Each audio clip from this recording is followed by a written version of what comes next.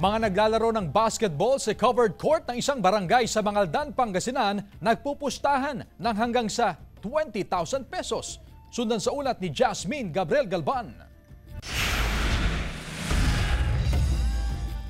Marami ang dumadayo sa covered court na ito sa barangay Malabago, Mangaldan, Pangasinan upang maglaro ng basketball. Pero pansamantalang ipinagbawal ang paggamit sa covered court matapos madiskubre ng mga opisyal ng barangay na nagpupustahan pa lang mga naglalaro. Umaabot pa nga raw sa 20,000 pesos ang pusta ng mga kabataan.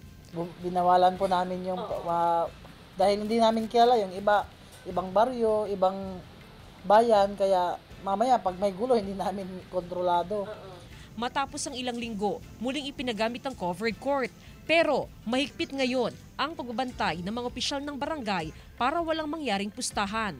Kaya ang sabi ko, bawal dito yan. Sinong nagsabi sa inyo yan? Tinanong ko sila tapos hindi sila umimik. Patapusin nyo yan, uwi na kayo. Kasi po masama po yun na nagkakagulo po yung mga naglalaro po. Napagsabihan na rin ng ilang manlalaro dahil sa hindi pagsunod sa utos ng barangay. Hindi raw mag-aatubili ang mga opisyal ng barangay na i-report sa pulisyang mga mahuhuli magpupustahan sa larong basketball.